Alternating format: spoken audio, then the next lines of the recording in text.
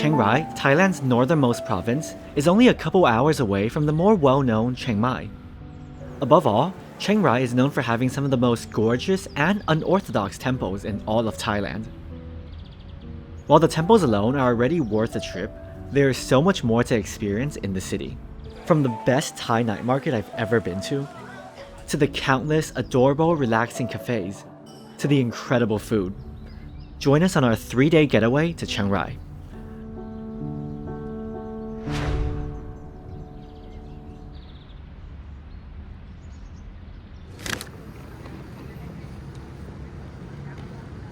Our journey begins at the Chiang Mai bus terminal, and we're taking the green bus to Chiang Rai. The departure times are quite frequent until 6 p.m. every day. You can reserve the ticket online or just buy it at the station. It was 230 baht per person one way. The bus is nothing fancy, but it's clean and you get a free bottle of water too.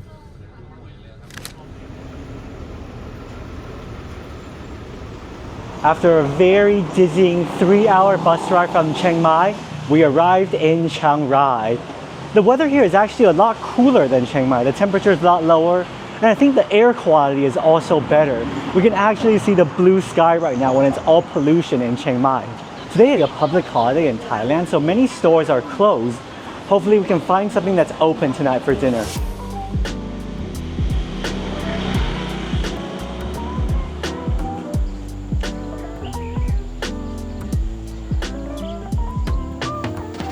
When you're here in Chiang Rai, one of the things you have to try is Nam Ngiao.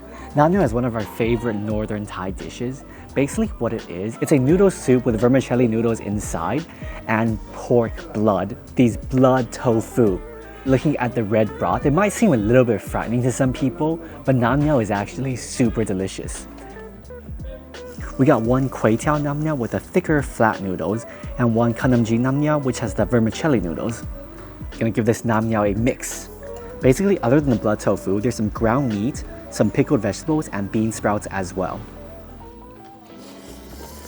Oh yeah, it's still really good. You don't get a lot of that gamey, irony flavor from the blood, and this Nam Ngiao is actually not that spicy either. The dish is very tomatoey. The pork flavor is actually really prominent. And we also ordered lemongrass pork skewers wrapped inside this special leaf.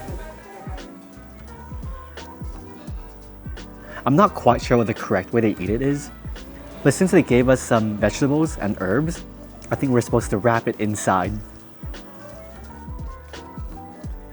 Add some vermicelli noodles. So I'm just gonna eat this like a lettuce wrap.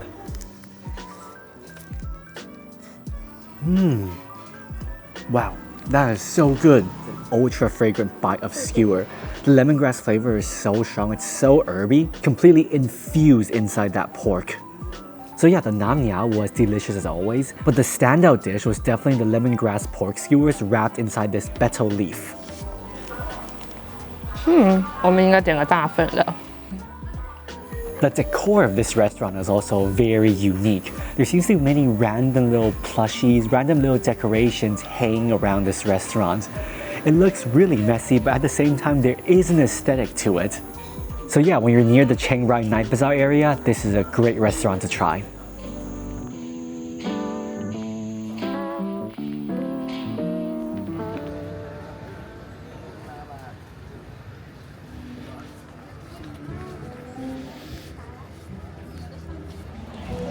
So after dinner, we're here for a walk at the night bazaar, maybe for some fruits or some dessert.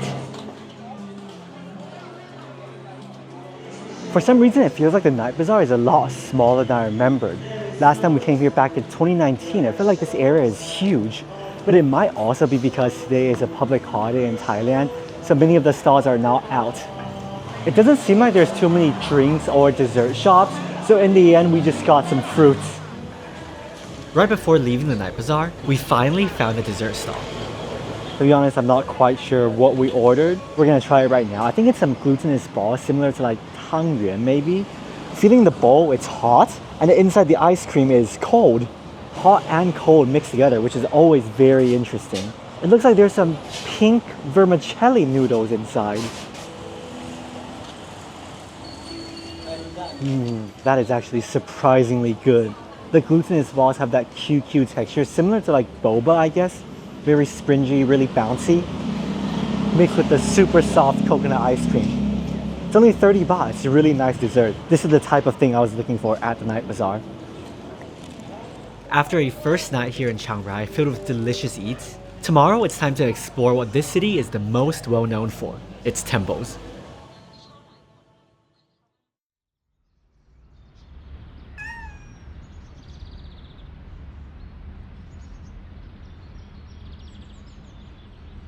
It is a beautiful sunny day here in Chiang Rai, and our first stop today is the Wat Huay Pla Kang.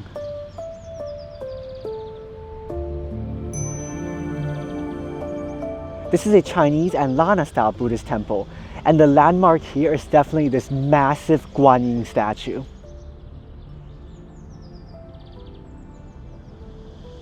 The more common type of Buddhism here in Thailand is Theravada Buddhism, but Guanyin is actually a more prominent deity in Mahayana Buddhism, the type of Buddhism you will find in China.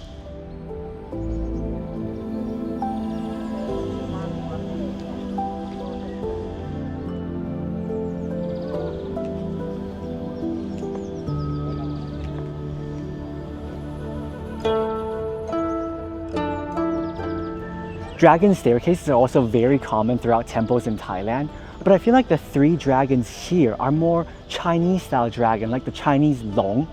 They have this very ferocious and strong look to them, and they're wingless dragons.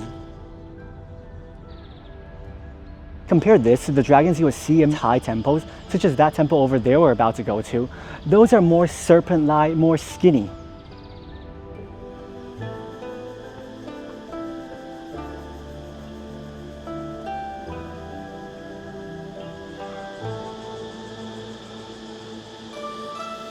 At 79 meters, this is the largest Guanyin statue here in Thailand.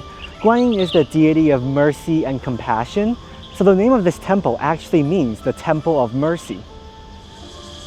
For 40 baht, you can head up to the very top of the Guanyin if you want to, but I think we're gonna skip that today.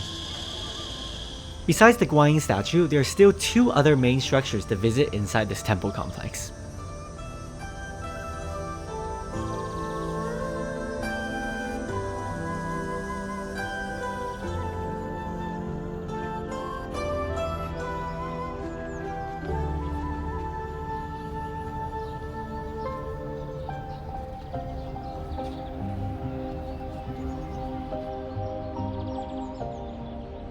We're here at another temple building. This one looks like a mini version of the white temple that we're also going to go to here in Chiang Rai.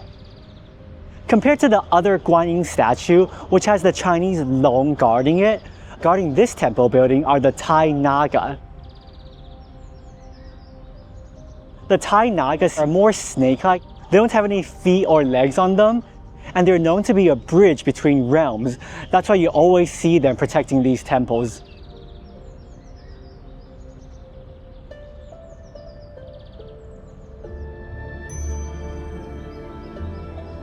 Just look at how intricate these details are. Every single little carving.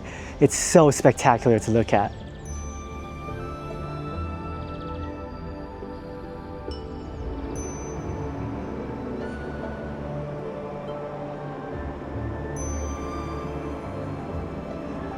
In most temples here in Thailand, you'll find paintings of Buddhism on the walls. But in this temple, instead of paintings, all these stories are super intricate carvings.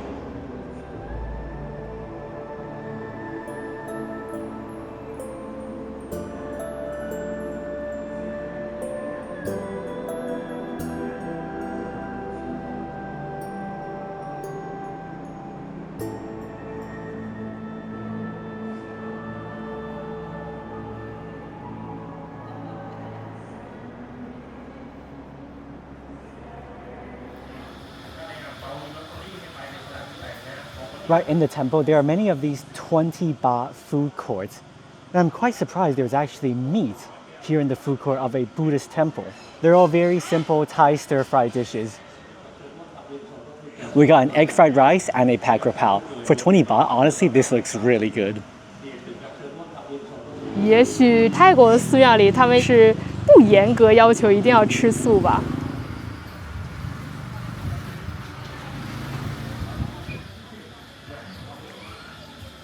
After lunch, we're at the final building of this temple complex, the 9-story pagoda.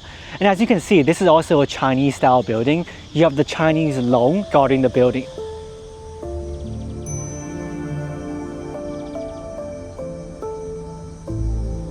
In normal Thai Wats, while they do have pagodas or towers, it's quite rare to see these storied buildings where you can actually go inside.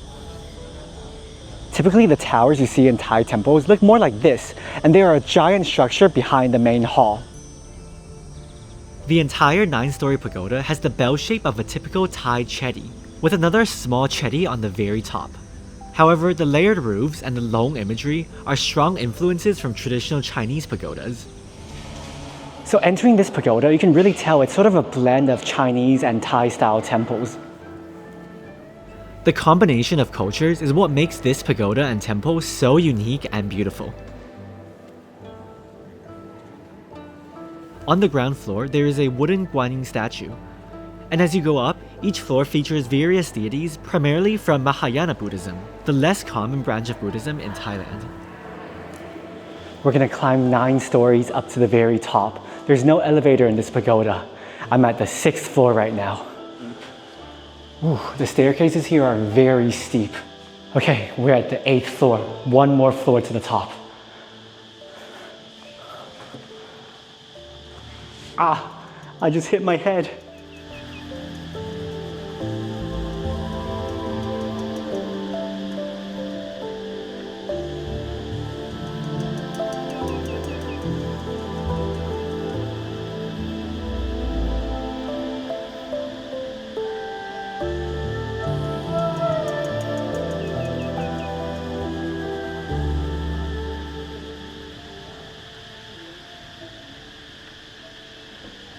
In between these 3 very elegant temple structures, for some reason there's a dinosaur and some sheep. Why? Dinosaur and sheep are not even from the same era. Why do they have this in the temple? Someone please enlighten me. 这些东西好像都是20 baht， 连奶茶都是20 baht， 这是寺庙的慈善价格。And that's it for our morning trip at Wat Huay Pla Kang. Now we're gonna head over to another temple here in Chiang Rai.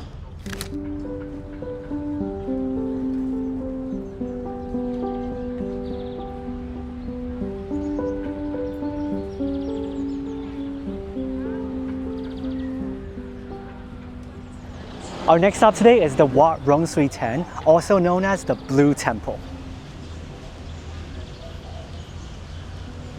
The official name of this temple, Wat Rong Khun, actually means the Temple of the Dancing Tiger. Apparently this is because in the past, tigers roamed free in this area and they will frequently jump over the waterways and the rivers here. So that's why the villagers decided to give this temple that name. Please take off your shoes and put them on the shelf below. กรุณาถอดรองเท้าและวางไว้บนชั้นวางด้านล่าง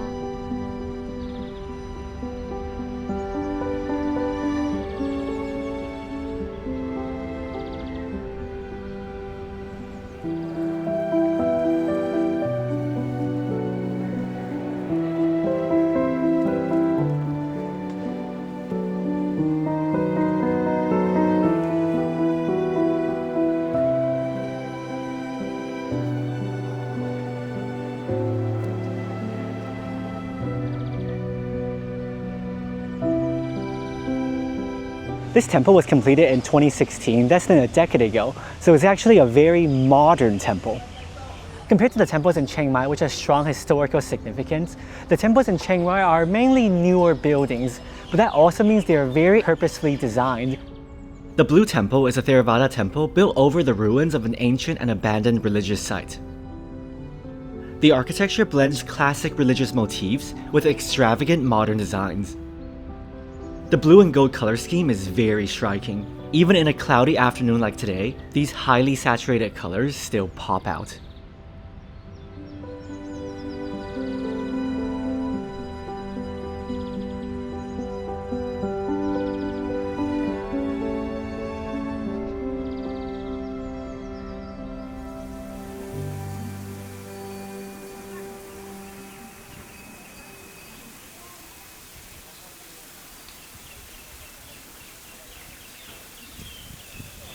Here at the Blue Temple, you have to get a butterfly pea coconut ice cream. And I love that it's served inside this coconut shell as the bowl.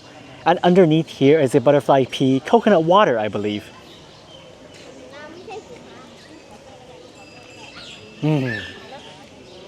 Unbelievably good. 其实蝶豆花本身，我觉得是吃起来没有什么明显的味道的，但是这个蓝色真的跟这个庙一样的梦幻。We don't remember too much from the Blue Temple since we visited back in 2019, but we just remember that this was the best dessert we had in Thailand. The weather was so perfect in the morning. Now it looks like it's going to rain at any moment. As you can see, the sky does not look great. It's already starting to drizzle just a bit, so I think we're going to head back to our hotel.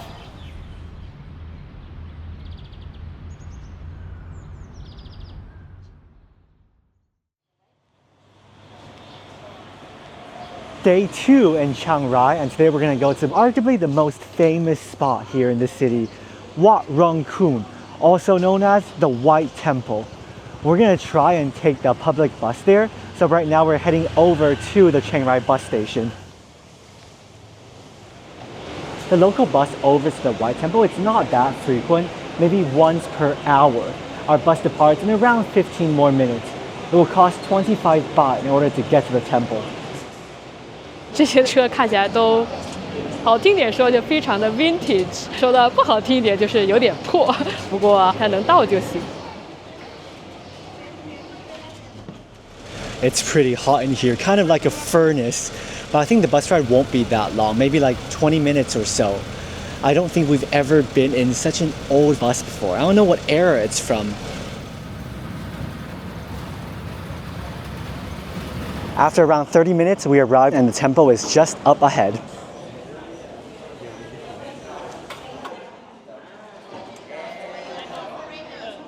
Usually temples in Thailand are free, but this one they cost 100 baht for entry. But I think it's more like a museum or an art piece rather than just a temple.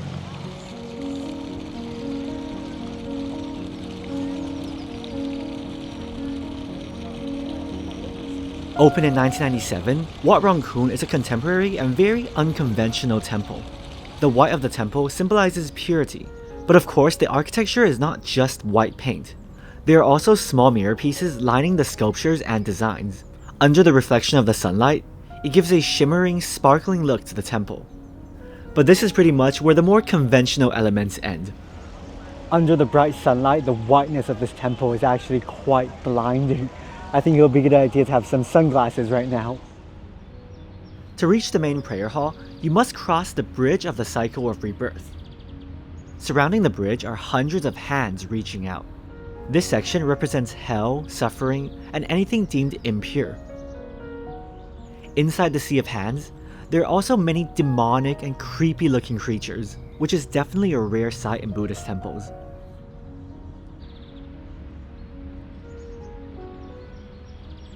Walking across the bridge symbolizes the idea that to reach enlightenment, you must abandon temptations like greed.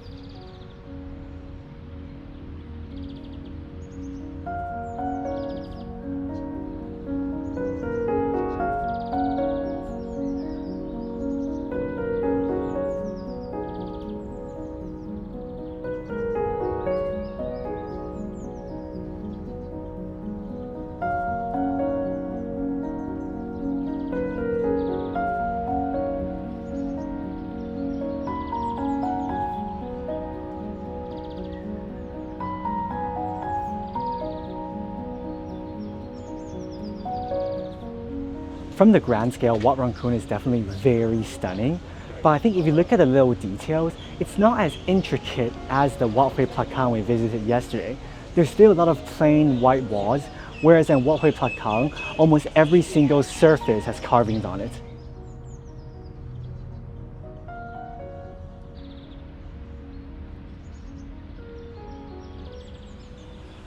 Obviously, if you come here with a tour group, you can't choose when to visit the temple.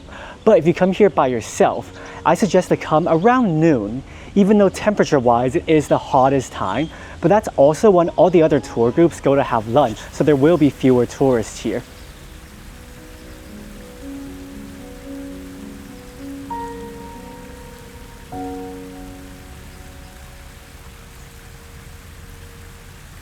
Since this is our second time here at the White Temple, we wanted to recreate one of the old photos that we took the first time we came here. We were walking around the temple and we couldn't find the exact location. And then we realized it's because that location has changed. They added more decorations to the building, so it looks completely different from when we were last here. I said earlier that I thought this temple has a lot of plain walls, but it turns out they would add these decorations to the temple as it goes, by stages it seems. Back then, where I'm sitting right now, it was just plain white. Now they have these tiles. So maybe that's what they'll do to the entire complex. They first build it up as a plain building, and then they slowly add these designs to it.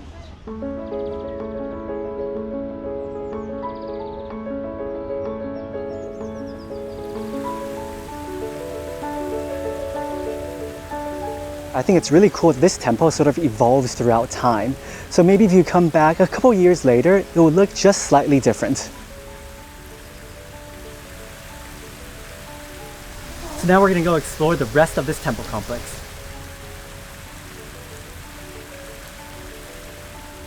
This man right here is actually the architect of this temple. His name is a bit hard to pronounce, but I'll put it on screen somewhere here. Other than the main temple area where you need to pay an entrance fee to enter, I think the rest of this complex is actually free to roam around. It's way bigger than just that main prayer hall. Other than white, another prominent color in this temple is actually gold.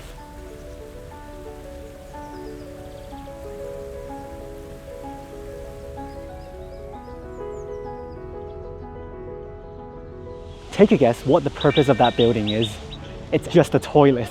好金哦，这里连厕所都是金色的。无法否认的是，这座庙它有特别统一的设计语言。不管是第几次来，我觉得都会被它这个巧夺天工的造型感所震撼。这座庙的建筑师呢，他原本也是画家，或者说视觉艺术家，所以能理解他这场天马行空的想法。特别是在我们蓝天白云下，我都觉得它这个屋顶的角都已经一直延伸，要挂到天上的云了。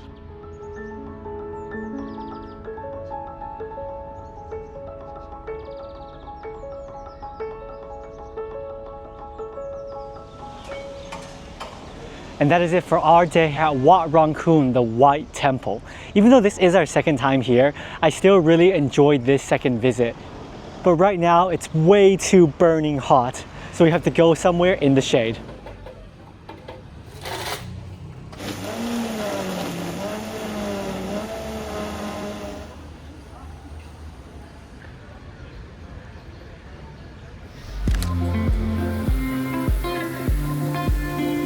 In the afternoon, we went back to our hotel to rest for a while, and now it's around 5 p.m.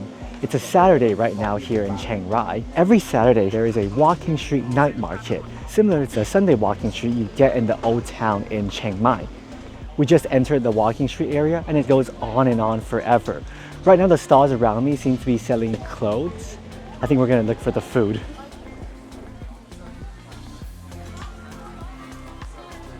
你能卡？能卡。用泰语点菜好难，人家一看就知道我不会泰语。But I'm trying my best。我只会说安妮，安妮。但是我们还是成功点成了。这边的摊主都很聪明，也很友好，完全知道我想要什么。我们点了2个腊肠，还给我们切成块了，这样更好吃一点。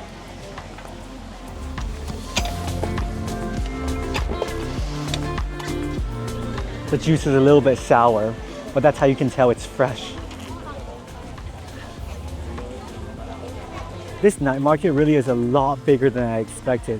I feel like we've been walking for like 30 minutes already, and there seems to be no end.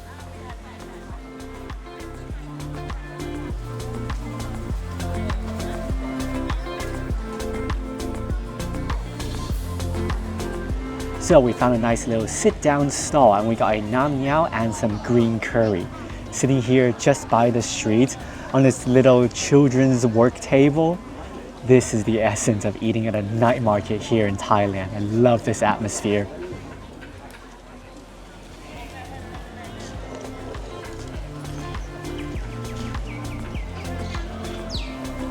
As it gets darker, it's starting to get much busier as well. But sadly, I also think it's starting to drizzle a bit. I'm not quite sure what this is. It kind of looks like siu mai, but it's also in a long sausage shape. So we're gonna try some.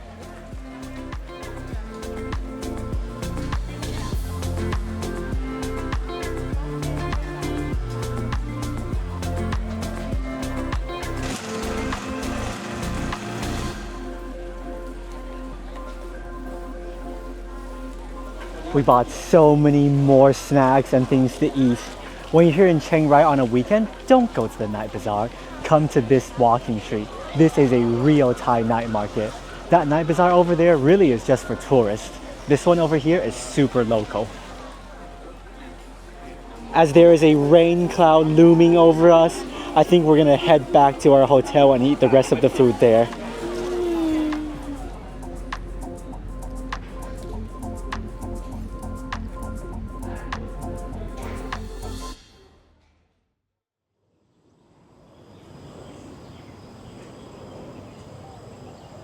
It is our last day here in Chiang Rai, and the weather report said it's going to rain on and off throughout the day. So we decided not to do too many outdoor activities. Our plan today is to go cafe hopping. Right now we're next to the river, and there are a couple of cafes around this area. We're going to go to this cafe called The Wanderer.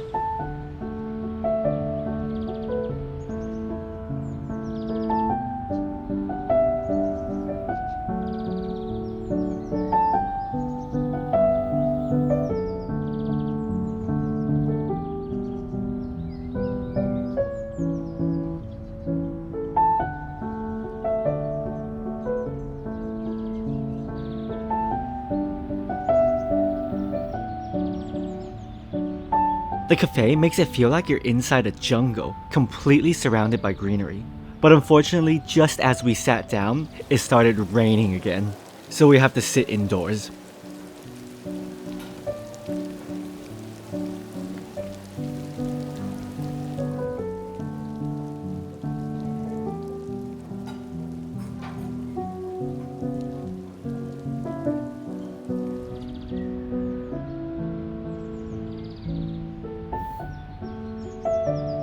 青莱这边有特别多的咖啡店，在山上，在河边，在这些 in the middle of nowhere 的小村里面。我觉得青莱给我感觉就是比清迈还要更加安静，更加慢节奏一点。在这里也可以找到很多可以放松的地方。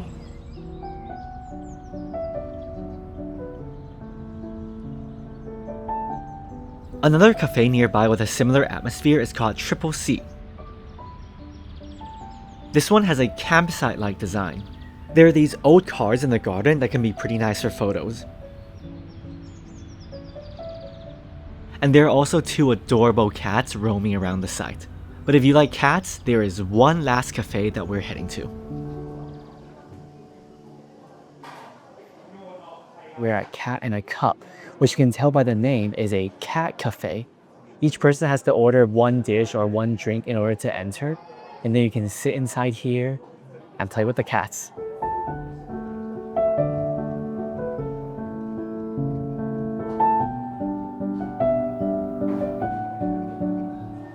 Xiao 猫咪，你的手感怎么这么好呀？给人家按睡着了，快。